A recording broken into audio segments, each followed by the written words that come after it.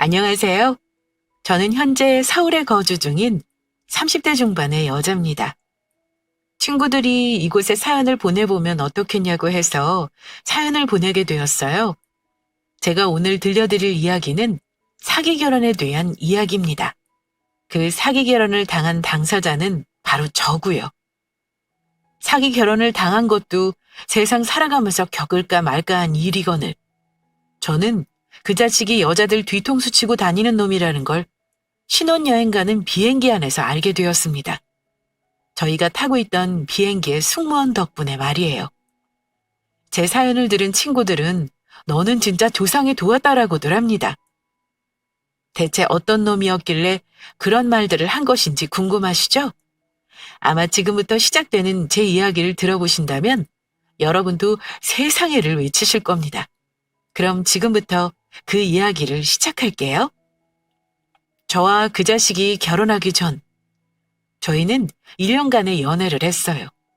1년이었지만 서로 많은 대화를 나눌 수 있었고 둘 다 사업을 하는 직업의 특성상 시간이 자유로워 여행도 자주 가고 365일 내내 붙어 있었죠. 그래서 서로에 대한 믿음과 신뢰는 장수 커플들 이상 간다고 생각했습니다. 하지만 결혼을 준비한다는 건 사랑만으로는 되질 않는구나라고 깨달았어요. 첫 장벽은 그 자식의 가정 환경이었습니다. 물론 그것도 사기였지만요. 저한테 자기는 고아라고 했습니다. 부모님 얼굴도 모르고 친척 손에서 자라다가 초등학생 때 보육원에 맡겨줬다고 말이에요. 장인어른 장모님, 제가 자라온 환경이 어른들이 보셨을 때 불편하다는 거, 그거 저도 알고 있습니다. 그런 건 다 알고 있으면서 뭐하러 왔냐 생각하실 수도 있다는 것도 압니다. 하지만 그래도 제가 장인 장모님의 그런 염려, 제가 자란 환경에 대한 염려, 그런 걱정하신 것 무색할 만큼 수정이한테 정말 잘할 수 있습니다. 수정이 고생 한번 안 시키고 늘 좋은 옷, 좋은 음식, 그리고 수정이 얼굴에서 웃음기 사라지는 일 없게 그렇게 잘할 수 있습니다. 정말 열심히 살아왔습니다. 그래서 경제적으로도 제 자리를 다 마련해 놓았고요. 이번에도 중국적으로 사업 확장을 진행하고 있습니다.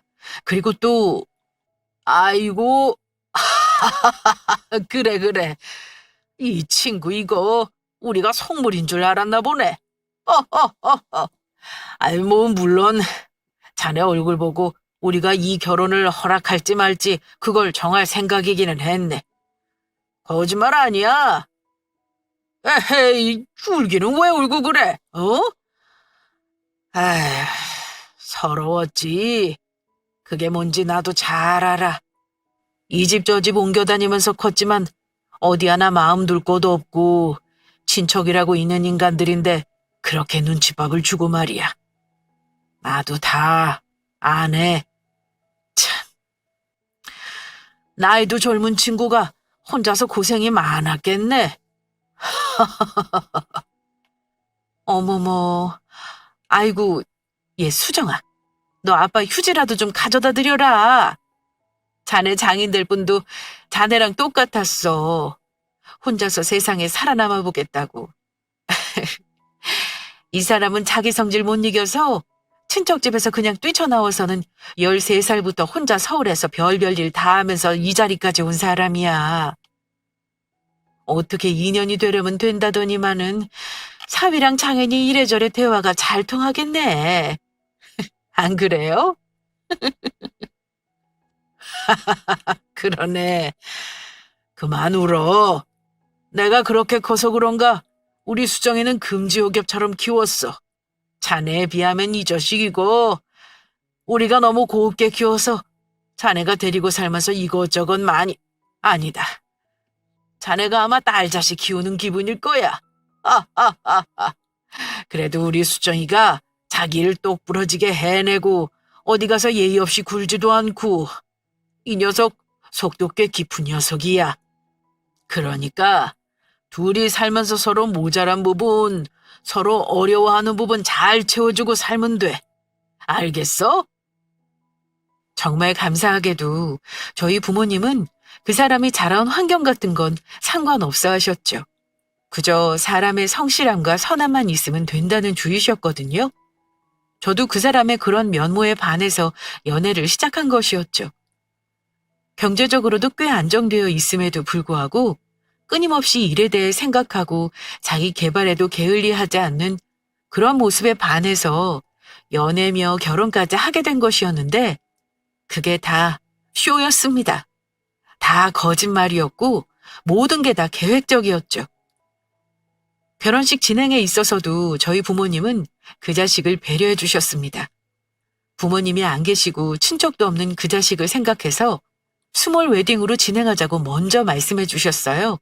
소규모로 진행이 되었기에 그 인간이 어떤 인간인지 알지 못했던 것도 같네요.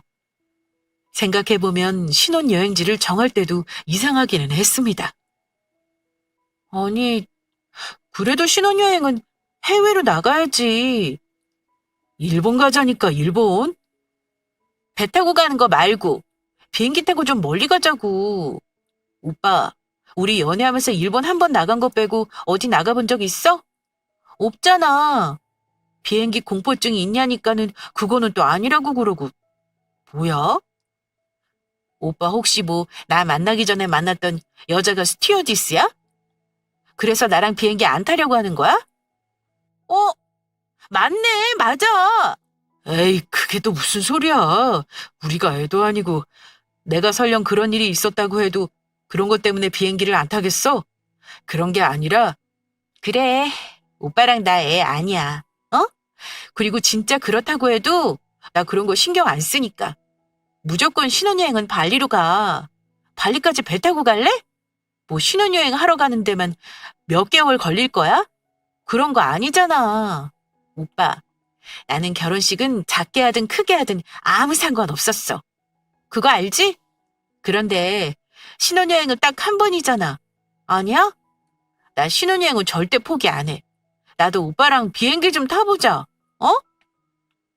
저는 연애를 하는 1년 동안 비행기를 타본 적이 없었습니다. 처음에는 이 사람이 고소공포증이 있나? 생각했거든요. 그런데 그건 아니었어요. 번지점프도 잘 타고 놀이기구도 잘 타고. 하지만 이상하게도 비행기만은 온갖 핑계를 대면서 피하려고만 했죠. 연애 때는 그렇다 치더라도 신혼여행을 가는데 살면서 한 번뿐인 신혼여행까지도 늘 가던 여행지로 가고 싶지는 않았습니다. 뭐 전 여자친구가 스튜어디스였냐? 물어도 그런 게 아니래요. 그러면 가자. 대체 왜 못 가는 거냐? 하면서 제가 신혼여행 문제로 좀 세게 나갔습니다. 그래, 빨리 간 김에 오빠가 가서 아빠 거래처 사람한테 대신 선물이라도 좀 주고 오면 좋잖아. 그러면 아빠도 기분 좋으실 테고, 오빠도 아빠한테 점수 한 번 더 따는 거고, 어? 아빠한테 점수 따면 우리야 좋지. 안 그래? 오빠 중국 사업하는 거 좀 힘들다고 아빠한테 말했었다면서? 참, 놀라기는? 아빠가 나한테 말씀하시더라. 얼마가 부족한 거냐고. 그러니까, 어? 발리 가서 여행도 하고, 아빠한테 점수 딸 일도 한 번 하고, 그러면 얼마나 좋아. 아, 장인어른 거래처 사장님이 그쪽에 있어? 아우, 그래. 가자까짓 거. 갑시다, 가. 저 시기에 그 자식이 해외 쪽으로 하던 사업이 주춤했었습니다. 물론 그 사업도 거짓말이었단 걸 나중에 알았지만요. 그 사업에 대한 자본금을 아빠가 더 보태주시려고 했었어요. 생각해보면 그 인간이 발리를 갔던 이유는 단 하나였던 것 같아요. 저희 아빠한테 사업 투자금을 받으려고 말입니다. 다시 생각해도 그 인간은 머리끝부터 발끝까지 자기 이익 챙기는 데만 바쁜 그런 인간이었네요. 신혼여행에 들떠있던 저는 저런 걸 생각지도 않고 그저 신나 있었습니다. 결혼식을 하느라 녹초가 된 것도 공항에 들어서니 날아가 버렸죠. 오빠, 누가 보면 연예인인 줄 알겠다. 무슨 선글라스에 마스크까지 꼈어. 앞이 보이기는 해? 실내에서는 좀 벗지? 답답해 보여. 어? 아니야. 아니, 나 라섹 했잖아. 라섹하고 나면 눈이 금방 피로해지거든. 사실 나 오늘 자기한테 얘기 안 했었는데 결혼식 할 때 엄청 긴장했었어. 시 끝나고 나니까 눈에 피로가 확 몰리더라고. 지금도 형광등빛 보면 눈이 막 시려. 공항에 도착한 그 자식은 비행기에 올라타서도 마스크와 선글라스를 벗지 않고 있었어요. 왜 그런 모습 있잖아요. 연예 뉴스에 나오는 걸 보면 연예인들이 꽁꽁 싸매고 있는 그런 느낌? 그 자식이 딱 그런 모양새로 비행기에 올라탔습니다. 하기야 뭐 긴장했으면 피곤할 수도 있겠다 싶어서 별 생각이 들지는 않았어요. 어느 평범한 여행객들처럼 도란도란 얘기도 하고 사진도 찍고 그러면서 비행을 즐기고 있었죠. 그런데 시간이 얼마나 지났을까요? 그 자식이 깊은 잠자리에 들었는지 꾸벅꾸벅 고갯짓을 하다가 선글라스를 땅에 떨어뜨렸어요. 그거를 지나가는 승무원분이 주워서 제게 건네주었죠. 그런데 제게 선글라스를 건네주던 승무원 표정이 뭔가 이상했어요. 물건은 제게 건네고 있지만 시선은 제 남편이었던 그놈에게 거의 반고정이 되어 있다시피 했죠. 뭐지? 뭐야? 왜 남의 남편을 저렇게 쳐다봐? 싶었습니다. 그때까지만 해도 아무것도 몰랐으니까요. 물 좀 더 드릴까요? 다른 건 더 필요하신 것 없으세요? 자리가 불편하시진 않으세요? 등등. 그 승무원은 유독 저한테만 와서 자꾸 저런 식으로 말을 걸었어요. 그러다가 어느 순간에 제게 쪽지를 건넸죠. 옆에 있는 그 남자한테서 도망치세요. 라는 메모가 적힌 쪽지였습니다. 그 쪽지를 받아들고 한동안 이게 대체 무슨 상황인가 싶었어요. 솔직히 말해서 저는 그 승무원이 어디가 이상한 사람 아닌가 생각도 했습니다. 너무 뜬금없잖아요. 영화 찍는 것도 아니고 다짜고짜 옆에 있는 그 남자한테서 도망치세요 라는 저런 쪽지를 주니 말입니다. 그래서 그냥 무시하기로 하고 잠을 청하려 하는데 승무원이 다시 한번 제게 와서 쪽지를 건넸어요. 이상하게 보시는 건 이해합니다. 그런데 꼭 드리고 싶은 말씀이 있어요. 라는 내용을 적은 쪽지를 건네면서 제게 말을 걸어왔죠. 고객님, 자리가 불편하시다면 현재 기내 뒤쪽 좌석 한 칸이 공석이 있어서요. 자리를 옮겨드려도 괜찮으시겠어요? 아, 네. 옮겨주세요. 남편이 저 때문에 불편하게 자는 것 같네요. 그렇게나 중요한 이야기라고 하는데 한 번은 들어봐야겠다 싶었어요. 그래서 마치 첩보작전을 수행하듯 저와 그 승무원은 기내 뒤편 좌석으로 자리를 옮겼죠. 그 자리에 앉은 그 순간부터 그때부터 저는 충격에 휩싸이기 시작했습니다. 대충격과 대혼란 속으로 말이에요. 뭐예요? 지금 이거? 이거 어디서 났어요? 이거 뭐예요? 그쪽이랑 저 사람이랑 무슨 관계가 있길래 이거를 그쪽이 가지고 있어요? 저 사람 나랑 오늘 결혼식하고 지금 신혼여행 가겠다고 비행기 탄 거예요. 그런데 이 사진 뭐예요? 옆에는 제 친구고 그 옆에는 김준수요. 아니다. 고객님한테는 저 자식이 이름을 뭐라고 알려줬어요? 제 친구한테는 김준수라고 했었고 그 전 여자친구한테는 박철민이라고 했다던데 이번에는 이름이 뭐래요? 승무원이 자기 핸드폰을 열어 제게 보여준 건 다름 아닌 제 남편이 다른 여자와 예식을 올린 사진이었습니다. 그러면서 제가 처음 듣는 이름을 얘기했어요. 그게 저 사람 이름이라고 말입니다.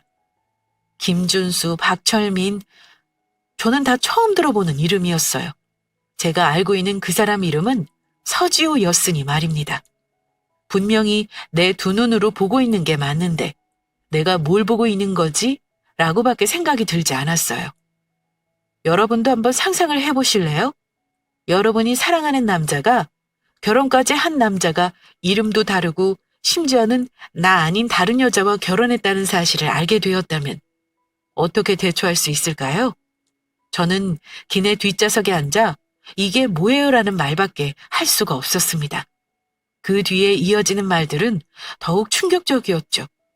그 자식은 저를 만나기 3년 전쯤 이미 결혼을 한 번 했던 사람이었습니다. 소희야, 내가 다른 건 몰라도 정말 열심히 살아서 너 행복하게 해줄게. 우리 너랑 나 닮은 애들도 한 명씩 낳아서 그 애들은 우리처럼 외롭게 크지 않게. 우리 아들, 딸 결혼하는 것도 다 봐주고 손자, 손녀도 봐주면서 우리 그렇게 잘 살아보자. 응? 너랑 나 너무 외롭게 살아왔잖아. 우리 둘이서 잘 살아보자. 내가 너한테 정말 잘할게. 네 옆에서 네가 지금까지 살아오면서 느꼈던 외로움, 서러움 그런 거 내가 다 채워줄게. 나랑 결혼하자. 그 자식은 승무원의 친구와 결혼을 했었더군요. 지금부터 승무원의 친구를 소희라고 부르겠습니다. 승무원이 제게 말해주기를 자기와 소희 씨는 단짝 친구였다고 했어요. 소희 씨는 부모님 없이 할머니 밑에서 자란 사람이었대요. 그러던 중 할머님이 소희 씨 중학교 입학할 즈음 돌아가셔서 자기 집에서 함께 살다시피 자랐다고 말입니다. 중학교 때부터 혼자 사는 소희 씨가 안쓰러워서 자기 부모님이 자주 챙겨주셨다고 말이에요. 자신의 절친한 친구인 소희 씨가 얼마나 힘들게 세상을 살아왔는지 알았던 터라 꼭 좋은 남자를 만나서 행복한 가정을 꾸리길 바랬다고 했습니다. 그런데 그런 친구가 만난 놈이 세상에 둘도 없는 쓰레기였다고 말을 덧붙였죠. 김준수, 저 인간 때문에 소희가 그렇게 된 거예요. 저 자식이 소희한테 뜯어갈 수 있는 돈은 다 뜯어가고 하다 소희 앞으로 사채까지 다 끌었었어요. 그리고서는 잠깐만 기다려달라고 하더니만은 결혼식 당일에 사진 찍고 그대로 잠수 타버렸거든요. 일단 그 자식에게 사기 결혼을 당했던 소희 씨는 세상을 떠난 상태라고 했습니다.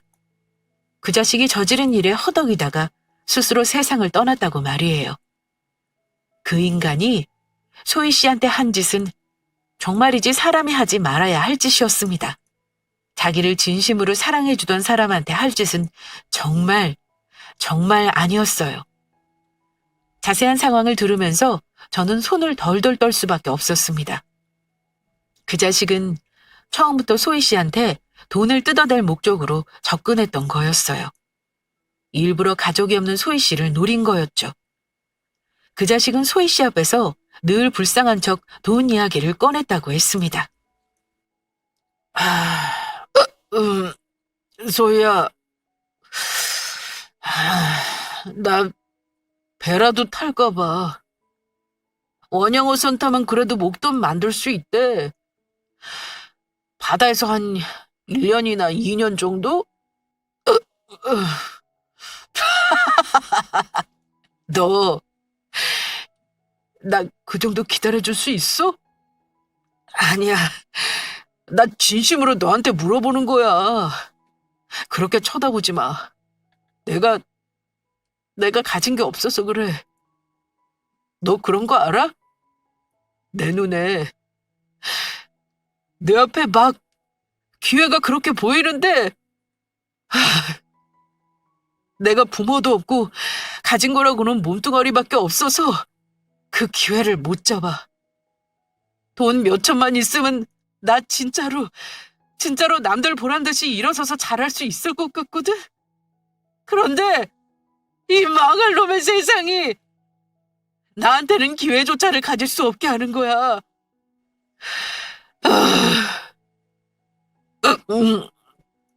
부모 없는 놈은 성공할 자격도 없고 잘 살아볼 기회도 가질 수 없는 거지. 안 그래?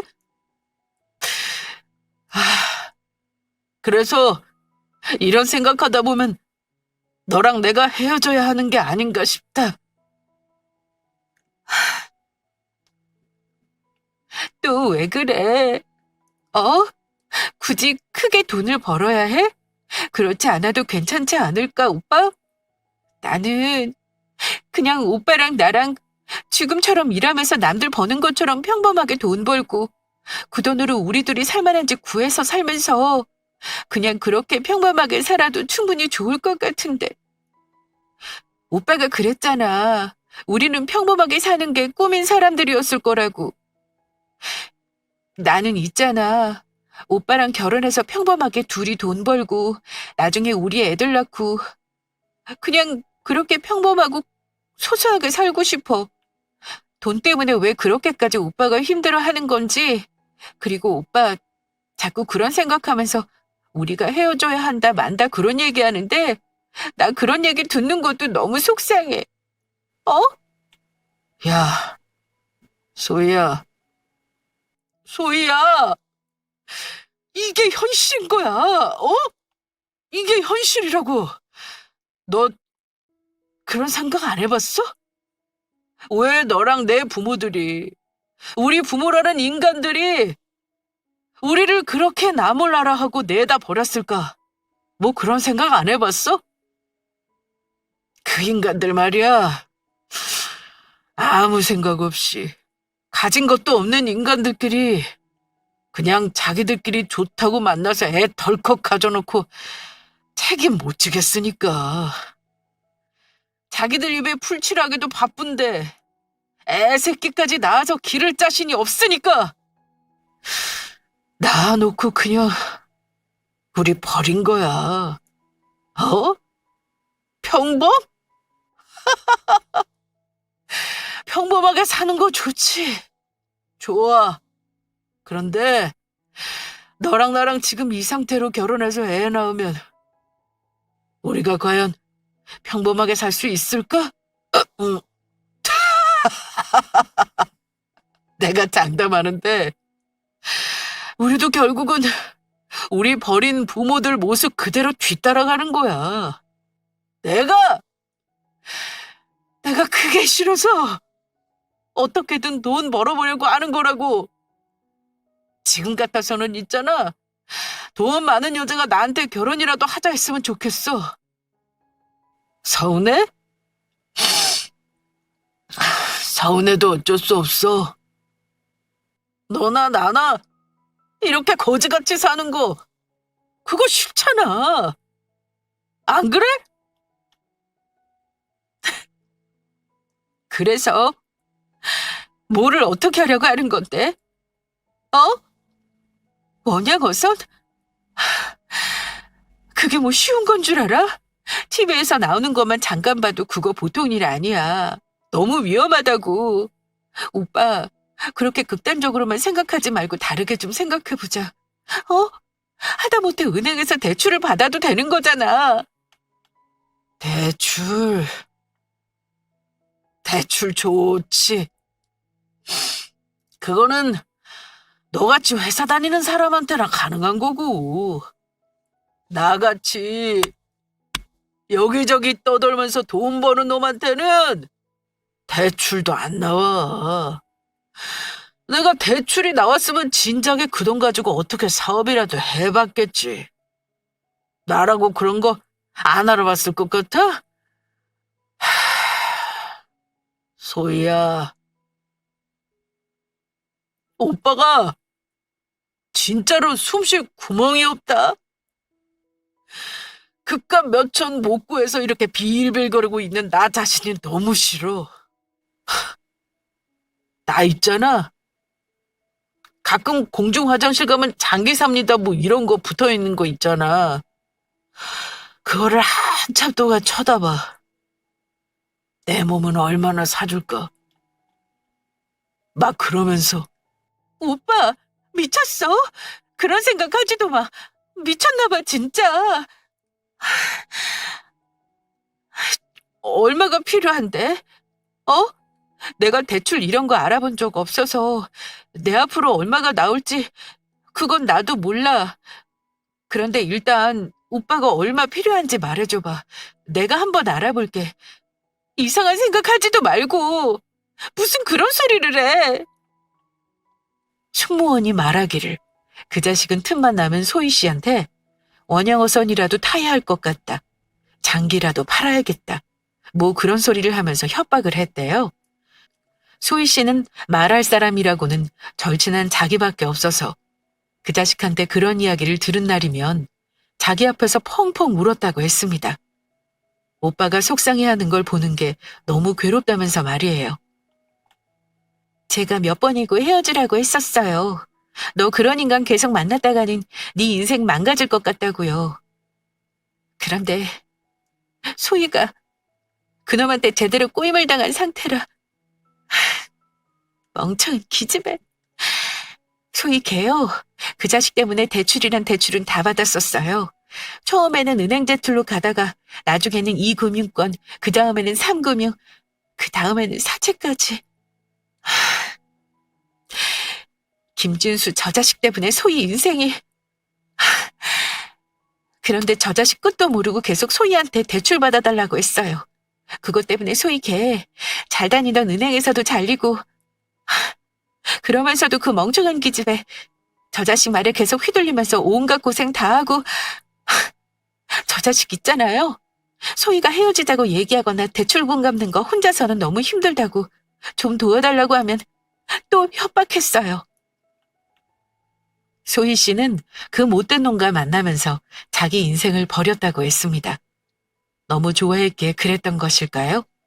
아니면 그놈이 너무 교묘하고 나쁜 놈이었을까요? 제가 생각하기에는 둘 다였던 것 같습니다. 자금만 있으면 자기 사업을 잘 해낼 수 있을 것 같다고 떠들어대던 그놈. 그리고 자기가 사랑하는 남자가 일하면서 행복해하는 모습을 보면서 같이 행복해했던 소희 씨는 더 많은 대출을 받아주었던 거죠. 처음에는 1금융에서 시작했던 대출이 나중에는 사채까지 갔다고 했습니다. 그것 때문에 직장에서도 잘렸다고 말이죠. 자기를 위해서 옆에 있는 여자가 그렇게까지 땅끝으로 떨어져 가는데도 그 자식은 입에 발린 말로 소희 씨를 꼬드겼대요. 소희 씨가 헤어지자고 하거나 대출금을 같이 내자고 하면 또 나쁜 말을 해댔고요. 오빠, 내가 오빠한테 헤어지자고 얘기한 게 아니잖아. 어? 그냥 대출금 갚는 게 너무 버거우니까 그것 좀 같이 갚자고 얘기한 거지. 아, 진짜 왜 그래? 이것 좀 내려봐. 내가 얘기했잖아. 조금만 더 있으면 사업 자리 잡을 거라고. 그때까지만 좀 기다려줄 수는 있잖아. 어? 그거 기다려주는 게 어려워?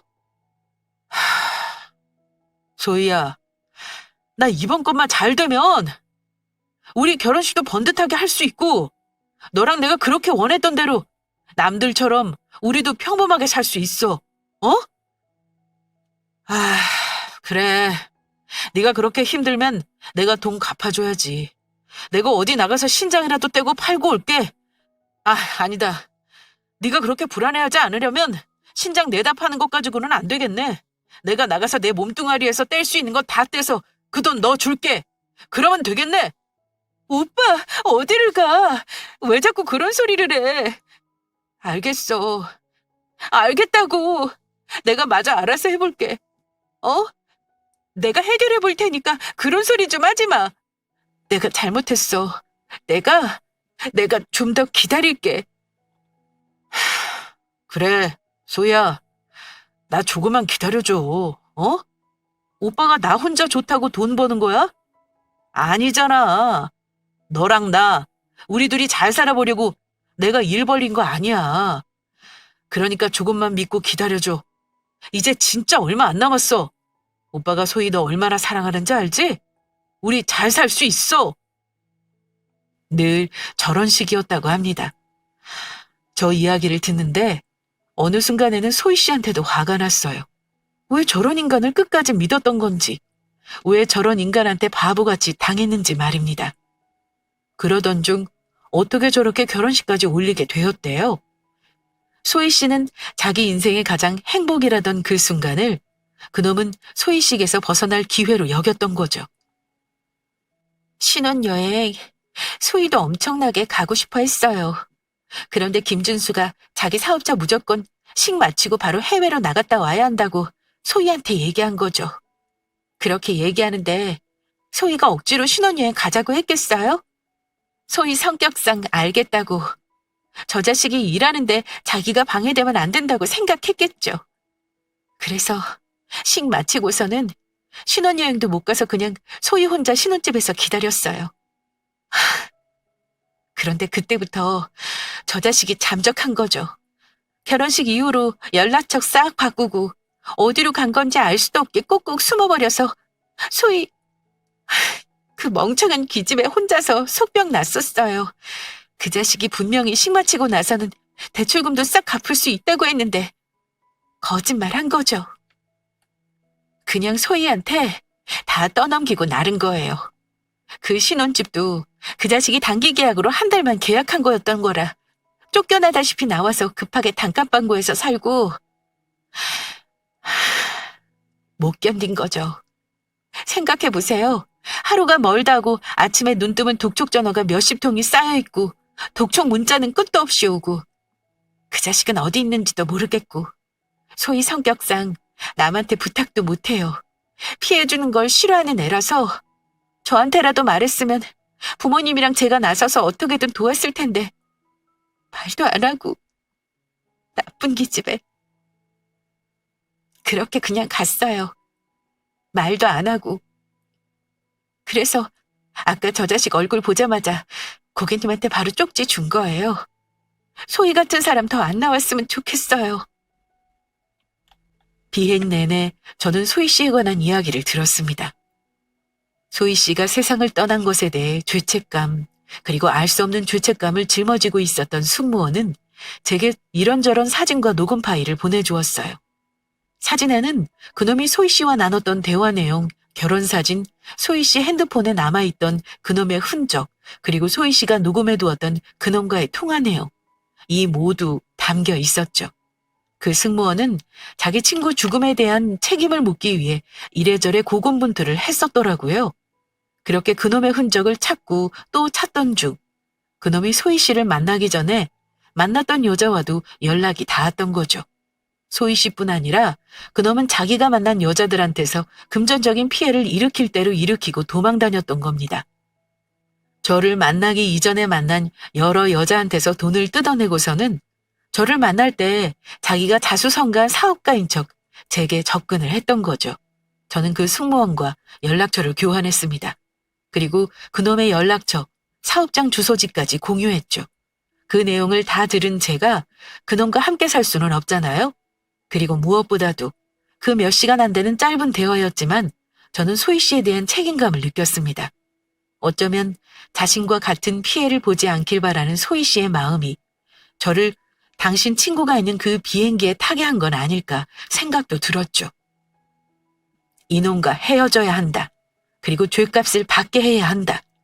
저는 그 생각을 함과 동시에 그놈보다 먼저 한국에 들어가야 할 핑곗거리를 생각해냈습니다. 사실 복불복이었죠. 오빠, 엄마가 갑자기 사고를 당했대, 고속도로에서. 그런데 지금 상황이 많이 안 좋은 것 같아. 아빠도 해외에 나가 계셔서 당장 들어오기도 어렵고, 알아보니까 여기 바로 가는 항공편이 있다더라고. 자리도 하나밖에 없어서. 일단은 오빠는 여기 있어. 나는 지금 바로 다시 한국 들어가야겠어. 내가 들어가서 오빠한테 연락할게. 말도 안 되는 소리였죠. 상황이 급했던 터라 대뜸 엄마가 사고를 당해서 돌아가실지도 모른다는 핑계를 댔습니다. 마침 항공편도 있던 터라 그때 바로 나가야만 했어요. 저와 그놈의 결혼식 직후 부모님께서도 곧장 해외로 여행을 가셔서 그놈이 직접 전화를 건다고 해도 한국처럼 빠르게 연결되지 않았죠. 상황이 좋았습니다. 제가 그놈에게서 떨어지기 아주 좋은 상황이었어요.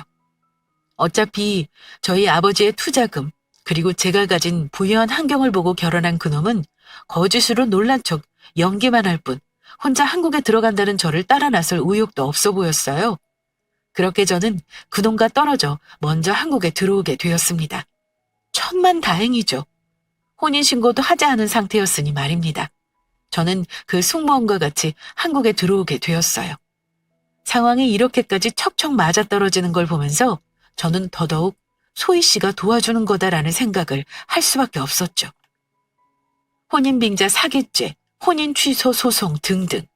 저와 그 승무원 그리고 그놈의 전전 여자친구, 그렇게 3명의 여자는 그놈을 법의 심판대로 세우기로 작정했습니다. 혼인 취소 소송을 준비한 이유는 혼인신고를 하지 않은 상태이긴 하지만 하객이 있었던 저의 결혼식을 거들먹거리며 그놈이 사실혼 관계를 주장하지 않을까 해서 미리 대비한 거였죠. 그놈이 한국에 돌아오기까지 약 일주일이 남아 있었고 저와 2명의 여자, 저희 셋은 그놈을 고소했습니다. 저요? 정말 억울합니다. 제가 그 여자한테 돈 안 주면 뭐 가만 안 두겠다. 그런 협박한 것도 아니고 그냥 자기가 알아서 그 기집애가 저 좋다고 자기가 저한테 돈 갖다 바친 거예요. 저 사람들이 내민 증거가 조작된 것인지 아닌지 그거 확인한 거예요? 그거부터 제대로 확인을 했어야지. 와, 나 진짜 억울해 죽겠네. 정말, 야, 니들 이거 증거 맞아? 너희가 조작한 거잖아. 1심에서는 징역 5년이 나왔으나 2심에서 그놈은 징역 15년이 나왔어요. 양심 없는 놈. 그 와중에 자기는 소희 씨한테 그 어느 것도 강요하지 않았었고 그 여자가 자발적으로 돈을 빌려준 거라며 항소를 했습니다. 대체 그 많은 벌을 어떻게 받으려고 그런 양심 없는 개소리를 해댄 것인지 그놈의 항소는 아무런 효력도 발휘하지 못했어요. 아이고 중원아, 아이고 중원아. 엄마가 너 어떻게든 나오게 할 거야. 응? 엄마랑 아빠가 너 어떻게든 나오게 할게. 아이고. 조용히 해, 이 사람아. 아이고, 저 망할 놈의 자식 저거. 어디서 뭘 해먹고 사나 했더니만은, 아이고, 내가 원. 됐어! 그만 울어. 저 망할 놈 저거. 아주 집안 망신 다 시키네, 저거. 아유. 그놈은 고아도 아니었어요. 부모님 2분이 멀쩡히 살아계셨습니다. 그놈의 재판이 일어나던 날, 그 자식 부모님도 와 있었죠. 집 나가서 사기나 치고 살았던 겁니다. 자기 부모님들이랑 연도 끊은 채 말이에요. 징역 15년이 선고되던 그 순간 그놈의 부모님들은 숨 넘어갈 듯 울었어요. 그 모습을 보는데 참, 저 자식 여러 사람 힘들게 한다고 생각이 들었습니다. 법정 밖으로 나가면서도 그놈은 자기 잘났다고 억울하다고 소리쳤어요. 하지만 이미 늦은 상황이었죠. 현재 그놈은 징역 15년을 선고받고 교도소에 수감 중입니다. 야, 이소희, 나왔다. 김준수 진짜 본명이 뭐였는 줄 알아? 이중원이었어. 나 오늘 그 자식 부모님도 봤잖아. 부모도 있더라. 그 자식 네 눈에서 피눈물 나게 한 거, 다른 사람들 눈에서 피눈물 나게 할 뻔한 거, 그거 오늘 벌 제대로 받았어. 그러니까 이제 좀 쉬어. 소희야, 이제 진짜로 편하게 쉬어. 알겠지?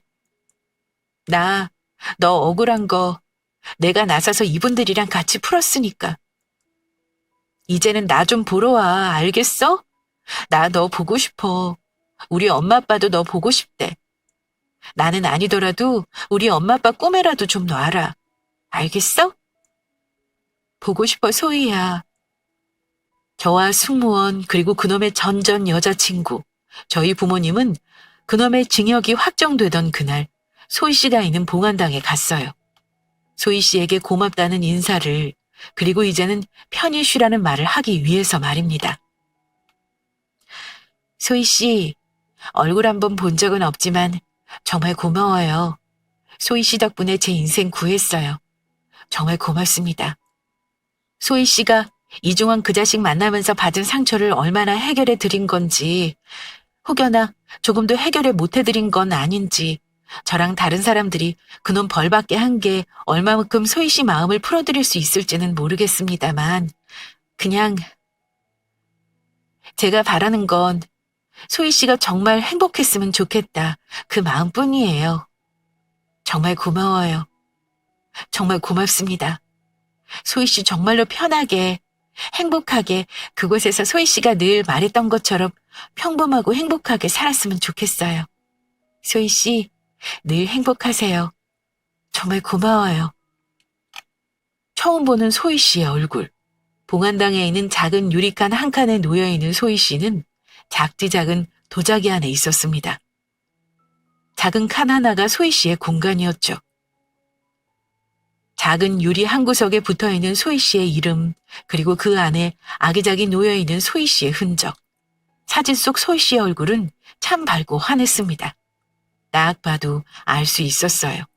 정말 선한 마음을 가진 좋은 사람이라는 걸 말입니다.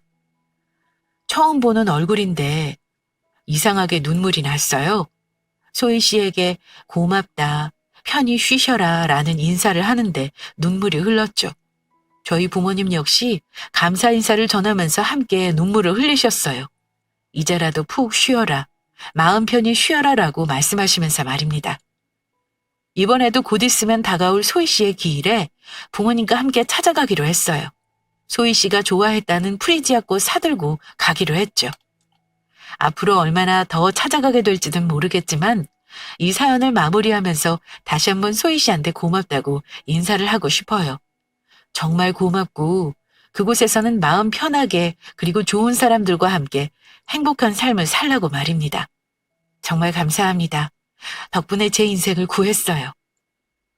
제가 들려드리고자 했던 오늘의 제 사연은 여기가 끝입니다. 이야기를 들으시면서 여러분은 어떤 생각이 드셨나요? 여러분이 생각하기에도 저는 참 운이 좋았죠? 친구들이 말하는 것처럼 조상신이 저를 구했다기보다는 저는 소희 씨가 자기처럼 마음의 상처를 갖는 사람이 더 발생하지 않기를 바라는 소희 씨의 마음이 저를 구한 것이라고 생각이 듭니다. 오늘 제가 들려드리는 이 이야기가 여러분들에게 어떻게 들렸을지 문득 궁금해지네요. 처음 쓰는 글이라 두서가 없었을 텐데 길고 긴 이야기 들어주셔서 정말 감사해요. 그럼 저는 여기서 글을 마칩니다. 이야기 들어주셔서 감사해요.